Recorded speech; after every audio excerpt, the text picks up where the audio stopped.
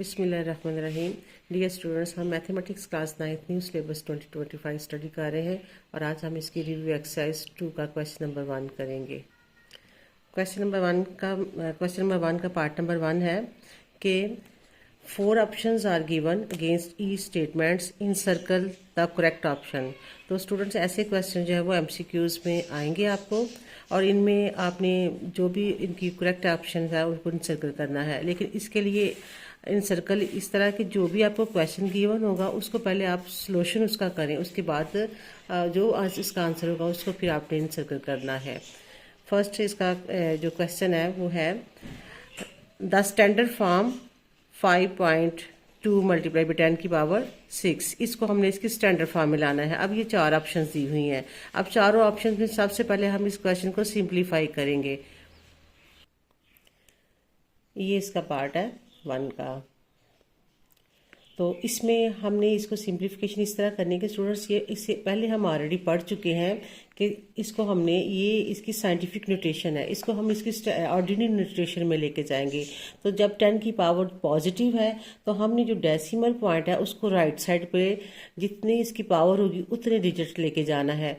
तो यहाँ पे हमारे आ जाएगा 5, ये डेसिमल पॉइंट इधर जाएगा। यहाँ पे हमारे पास एक डिजिट है, बाकी हम फिर 0 लगा के इसको मुकम्मल करेंगे।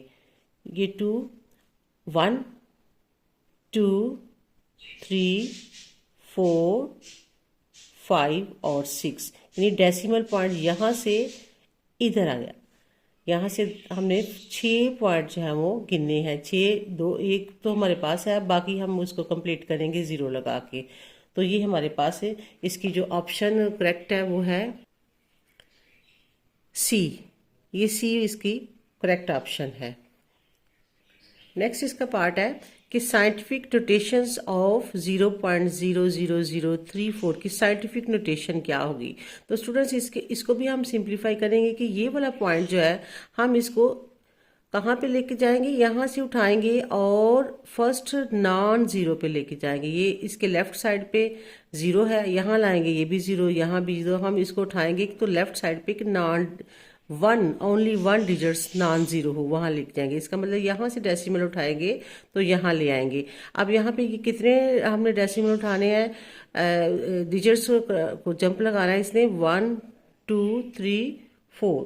तो ये इसने 4। अब वो हमारा डेसिमल पॉइंट जो है वो लेफ्ट टू राइट जाएगा। अगर लेफ्ट टू राइट हमने इसको ऑर्डिनरी नोटेशन को साइंटिफिक नोटेशन में लेके जाना है तो हमारे पास जो 10 की पावर है वो -4 आ जाएगी। तो इसका मतलब है इसकी करेक्ट ऑप्शन जो है वो है बी।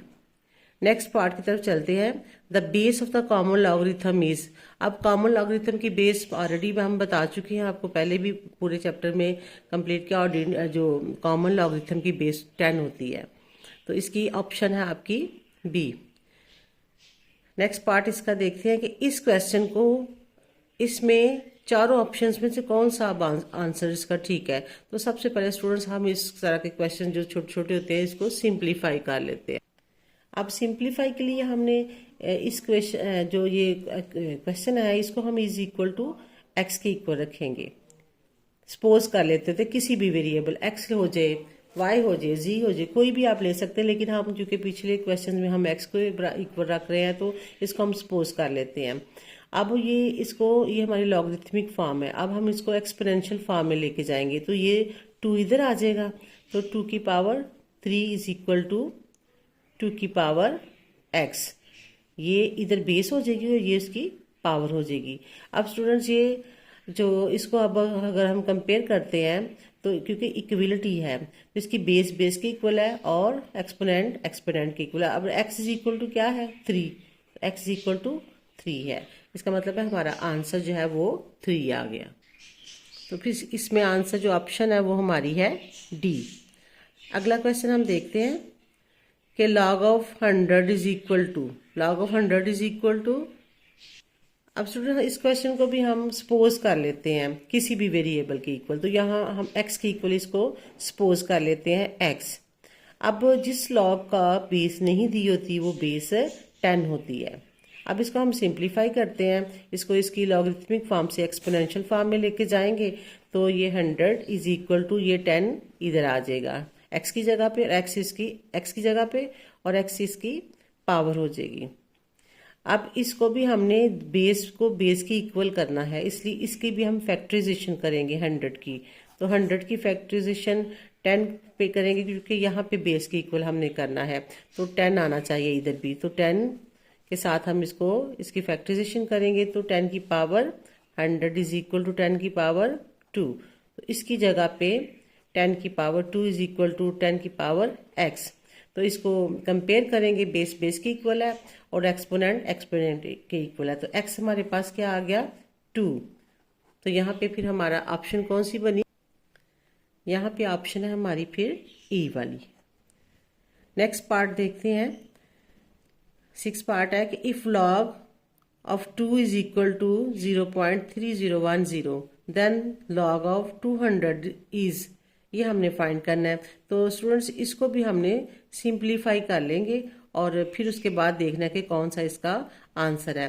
तो इसके लिए सबसे तो बेस्ट यही है, वैसे आप हम इसको मैनुअल करके मैं वो भी बता देती हूँ, लेकिन इस तरह के अगर एमसीक्यूज में आ जाते हैं आप डायरेक्ट लॉग का बटन दबाया 200 लिखें और जो भी ऑप्शन आ जाएगी वो आपका आंसर हो जाएगा। तो अगर हम इसको वैसे सोल्यूशन करते हैं इसका, तो फिर हमने देखना है कि इसका जो करेक्टरिस्टिक्स है वो फाइंड करना है। तो यहाँ पे इसका 200 का लॉग ऑफ 200 फाइंड करना है। तो इसका characteristics plus mantissa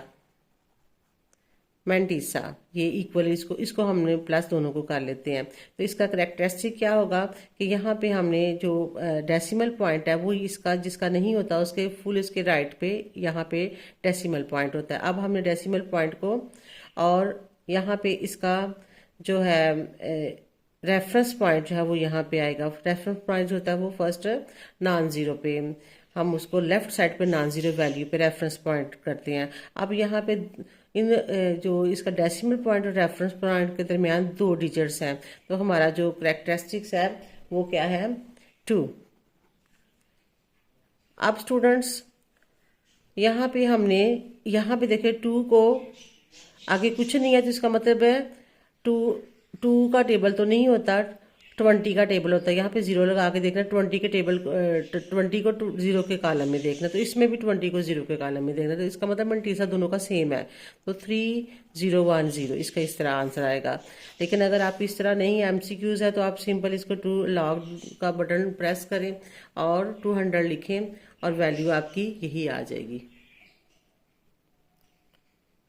next part इसका देखते हैं। पार्ट नंबर 7 है कि लॉग ऑफ 0।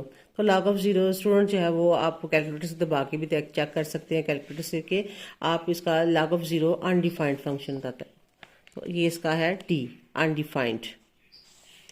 इस तरह लॉग ऑफ 10,000, इसके लिए चूंकि स्टूडेंट्स ये एमसीक्यूज होते हैं और आपके आते हैं फर्स्ट इसका स्पेसिफिक टाइम होता है तकरीबन 20 मिनट्स या 30 मिनट्स आपको उन्होंने दिए होते हैं, उसमें ज़रा स्पीडली काम करना होता है।